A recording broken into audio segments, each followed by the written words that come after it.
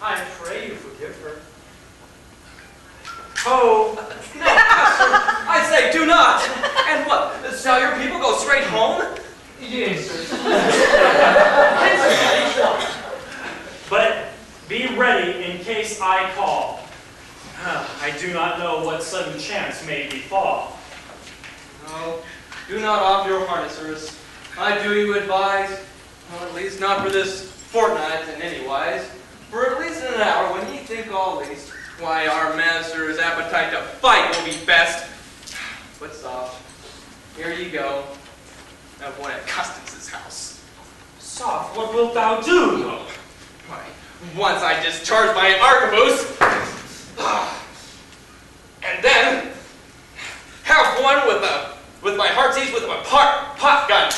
Nay, hold thy hand, else all our purposes were done. Even if it cost me my life. I say thee nay. By the mate, but I will, and have another with that hail shot. And for a penny's worth, I will not lose all. What caitiffs are those that so shake my house wall? Ah, Dame Custance, if ye had so much wit, I would see ye ask pardon, and yourself submit. Have I still this ado with a couple of fools? Did you hear what she said? Maidens, come forth with your tools! In array! Going down, sir! In array! Party! Now then, put yourself like common and hurry! On a four, true penny, hold thine own annet. Now stick them to it, for escape us they cannot. Come forth, Madge Mugglecrust, to stand fast together. Oh, God send us a fair day! See, they march on hither! What sayest thou? Shall I go fetch our goose? What to do? On yonder captain I will turn her loose, and she gave him his opinion she doesn't mean. I don't shepherd my man, she will make him flee. On forward! They come! Keep! Hold!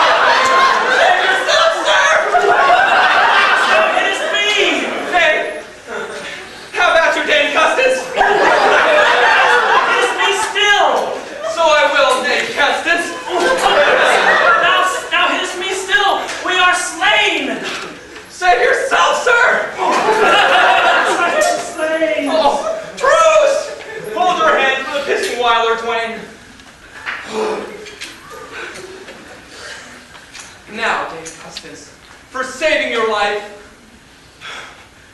will ye now remit this man and be his wife? You told me he loved me. Call ye this love? He loved for a while, even like a turtle love. Gay love, God granted, so soon hot, so soon cold. I feel sorry for you, Custance. He could love you yet. Nay, she shall be none of mine. Why so? By the mass, she is mankind. See, I would durst adventure the loss of my right hand that she did not her other husband slay, and see that she does not make preparation to fight again. And what? St. George to borrow? Our Lady's knight? Slay whom else she will, she shall not slay me.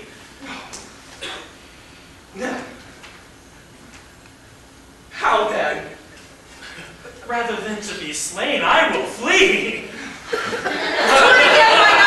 Down with them! Stick to it like Coleman and Hardy! I'm slain! Help! We are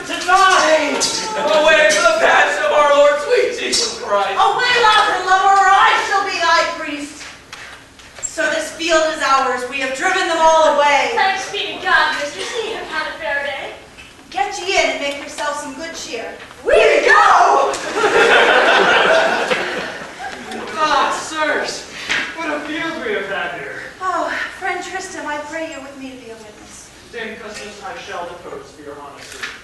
And now, fare ye well. Except something else you would? No, but when I need to send, I will be bold. Now I will get me in, and now Roister Doister, no more wooing begin.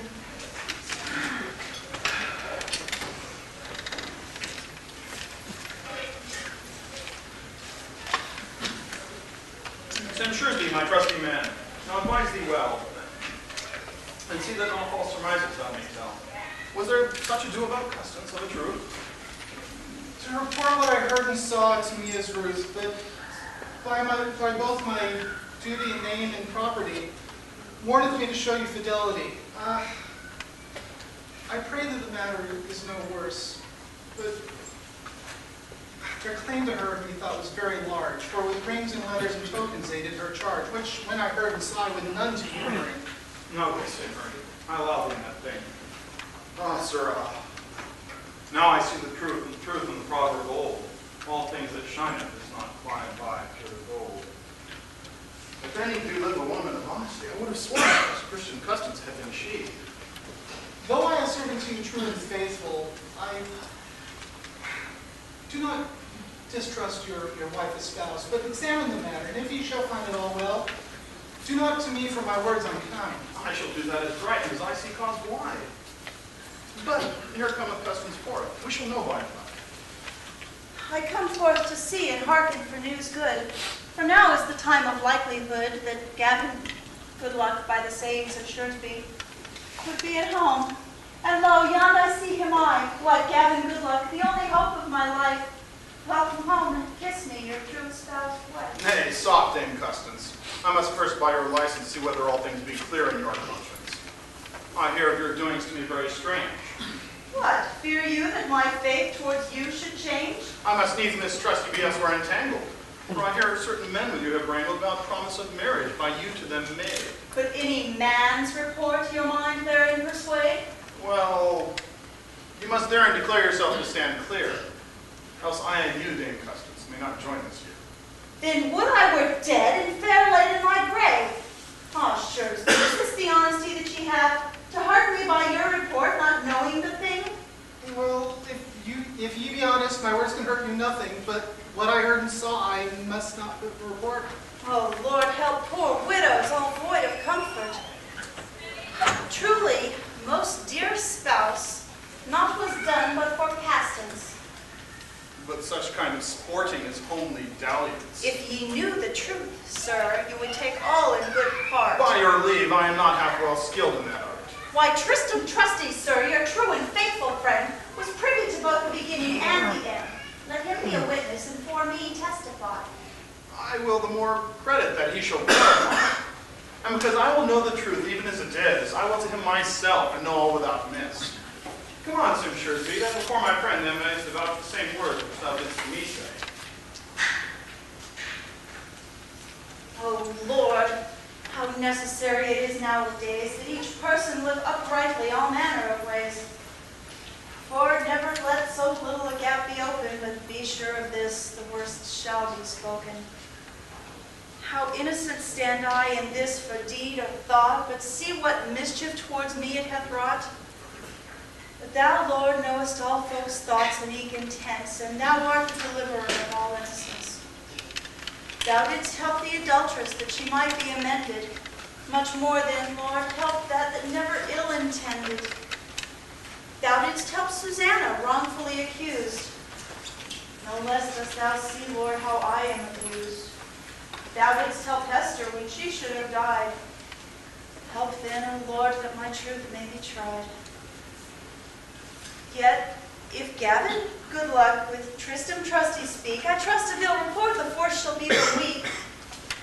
And lo, beyond they come, sadly talking together. I will abide and not shrink for their coming hither. Oh, was it none other than you to me report? No, and here you wish to have seen the sport. Oh, what I had rather than half that in my purse. I am now rejoice that the matter was no worse. And like as to open it to you, I was faithful. Of being Christian customs, honesty, I am joyful. God forfend I should hurt her by false report. Well, I will no longer hold her in discomfort. And they come hitherward. I trust all shall be well. Sweet customs, neither heart can think nor tongue tell how much I joy in your constant fidelity.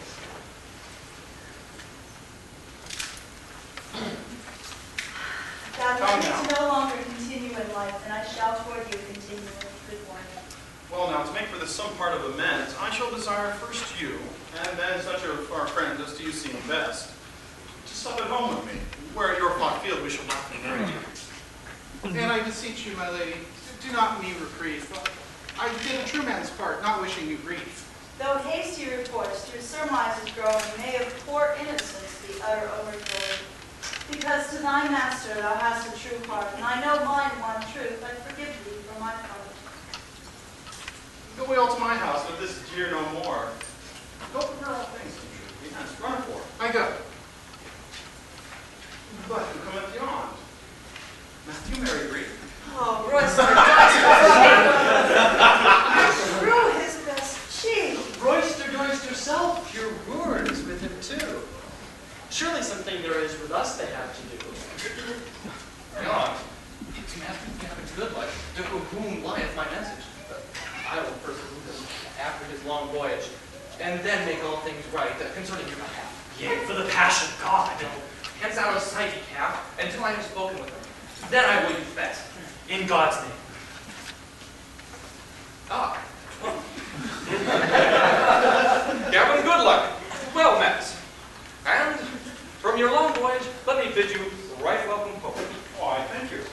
I come to you from an honest mome. Who is that? Roister Doister, that doughty kite. Why, I can scarcely abide he should his name recite. Oh, you must forgive all past, and pardon me each twist. Why, he heareth of your return, and is full ill aghast. I am right well content ye have with us some cheer. Call him beast, and I will not be there. Why, customs, ye hate him more than ye love me. For your mind, sir, where he were I would not be. You would make us all laugh. You never had better sport. I pray you, sweet customs, let him to us resort. To your will I assent. Such a fool as it is. Why, no man would forego or miss such pastance. Fetch him to go with us. He will be a glad man. We must to make us maintain all we can. Lo, and beyond he cometh, and Mary greet with him. At his first entrance, ye shall see I will make trim. But first, let us hearken to the gentleman's wise talk. I pray you, Margaret, ere you start praying so stark. May I then be bold? I warrant you on my word.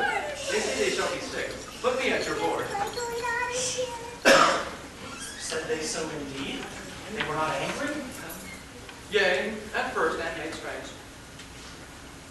But when I told them that your anger to favor might change, well, then they had therein commended you, and accordingly by and by, and they all fell in love with your master by and by, and they cried you mercy, for they had done you wrong.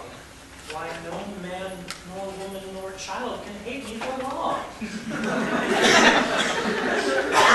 We fear, they say, he'll be avenged one day, and then for a penny, give all our lives away. Said they so indeed? Did they?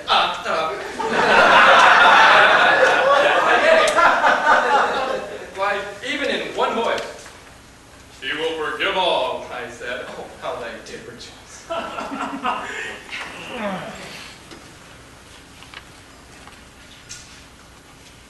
Go fetch him, so they say, while he's in good mood,